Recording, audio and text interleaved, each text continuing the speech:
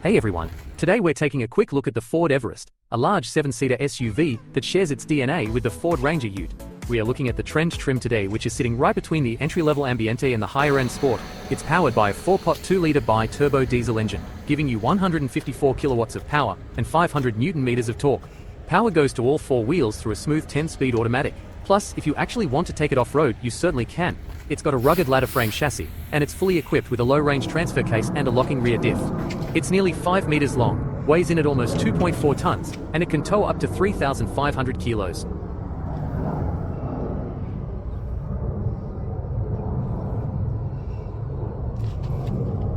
Inside the cabin, you get leather-accented seating, except for the second row middle seat and the third row. The screens are a big highlight here. An 8-inch digital cluster on the dash, paired with a huge 12-inch vertical touchscreen. Charging is super easy with a wireless pad, plus USB-A and USB-C ports right in the center, and a hidden 12-volt outlet in the console bin. It's got everything you need to stay connected, including wireless Apple CarPlay, Android Auto, built-in navigation and digital radio. One thing to note for parking: it does have a reverse camera, but no 360-degree camera on this trim.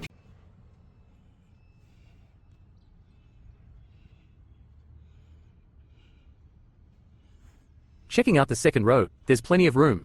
I'm 1.8 meters tall, and I fit back here, and you can even slide the seats forward and backward to adjust the legroom.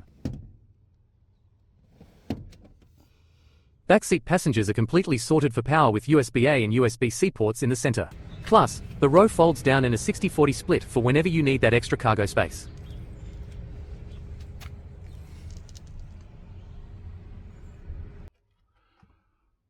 Moving all the way to the back, the third row gives you a 50-50 split.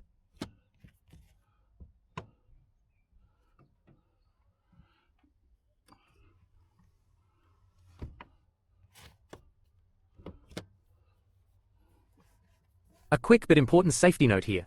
Always make sure those headrests are adjusted properly before anyone sits down to protect them from whiplash in the event of a rear-end collision.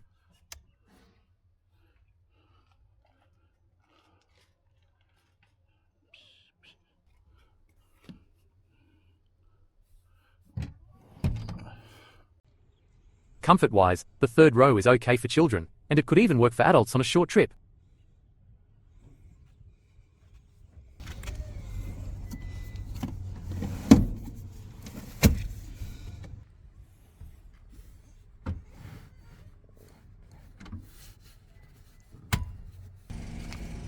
Alright, let's take a look at the boot space. With the third row up, you're working with 259 liters.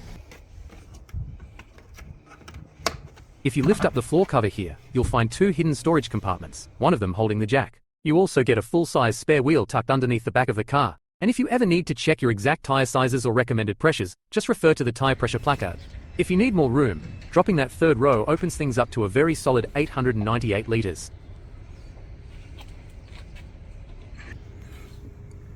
Fold the second row down as well, and you've got a massive 1823 liters of total space. With both rows down, the cargo floor is almost completely flat, with just a slight incline. It's an awesome setup if you want to throw a mattress back here for a camping trip, or if you're loading up for a weekend run to the hardware store. Closing it all up is a breeze since the tailgate is fully powered. Let's just hit this button, jump in the driver's seat, and take this out for a test drive. Taking off from a stop, the 10-speed automatic transmission starts from first gear. It shifts smoothly, the gearbox tuning is pretty good. It really makes the most of the diesel's narrower power band, so you always feel like you're in the right gear. Once you're out on the freeway cruising at 100 kilometers an hour, it happily settles into 10th gear to keep things efficient. For your normal, everyday driving around town, it never feels like it's lacking punch at low or mid RPMs. You just have to remember that it is a diesel, so if you really put your foot down and rev it out, it will eventually run out of steam at the top end, unlike a petrol engine that might lack that low-end grunt but keeps making power all the way to the top end.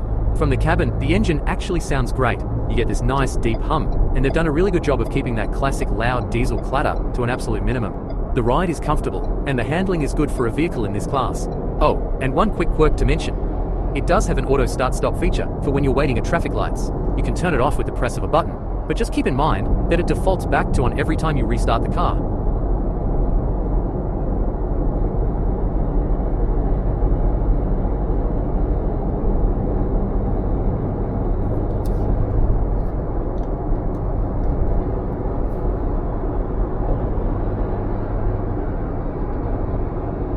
Let's talk fuel economy. On paper, it's rated at 7.2 liters per 100 kilometers or 33 mpg, but out in the real world, I was seeing about 9.1 or 26 mpg. Honestly, I'll take that. For a heavy 2.4-ton, 7-seater 4-wheel drive SUV, built on a ute chassis with proper off-road capabilities, that's a good result. Pair that with the 80-litre diesel tank, and you can expect a driving range of around 879 kilometers or 546 miles. Right beside the diesel filler cap, you'll find the AdBlue Filler.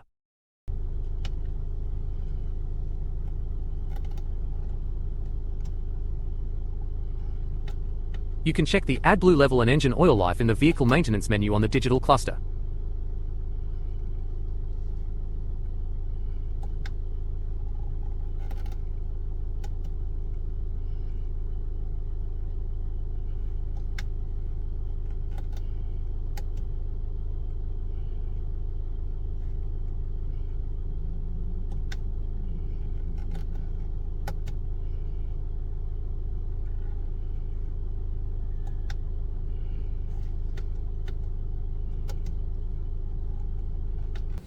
Let's jump under the hood. Keep in mind the release lever is actually on the passenger side on this one.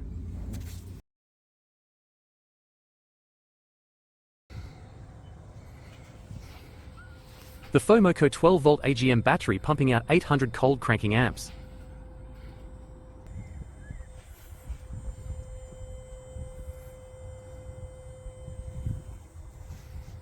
The 2-litre, 4-cylinder, bi-turbo diesel engine. It's pushing out 154 kilowatts of power and a solid 500 newton meters of torque.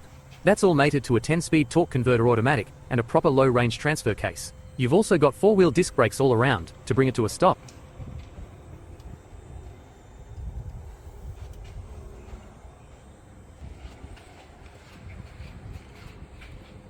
For the off-roaders out there, you'll be really happy to see that the alternator is mounted nice and high up in the bay. Exactly what you want for hitting the trails or doing deep creek crossings. Your basic servicing plan means oil changes are due no later than every 12 months or 15,000 kilometers. As for that wet timing belt and the tensioner, you'll need to replace those no later than every 160,000 kilometers or 6 years, whichever comes first. Let's take a quick look underneath. You'll notice a bash plate up front, but it is pretty small and thin. It's got independent front suspension, which really helps keep the handling sharp. Ground clearance sits at a really good 229 millimeters, and you've got 800 millimeters of weighting depth to play with. At the rear, it gets interesting with a live axle, coil springs, and a Watts linkage. That linkage is a great touch. It physically keeps the solid rear axle dead center with the chassis when the suspension travels over bumps. It completely eliminates that side-to-side axle shift you usually get with a basic panhard bar. So, to wrap things up, would I actually put my own money down on one of these? I have to say, it's a comfortable ride and handles surprisingly well for a big ute-based SUV. It's pretty good on fuel, and it just looks good and tough. If I needed a 7-seater that can go off-road too, the Ford Everest would definitely be right at the top of my shortlist.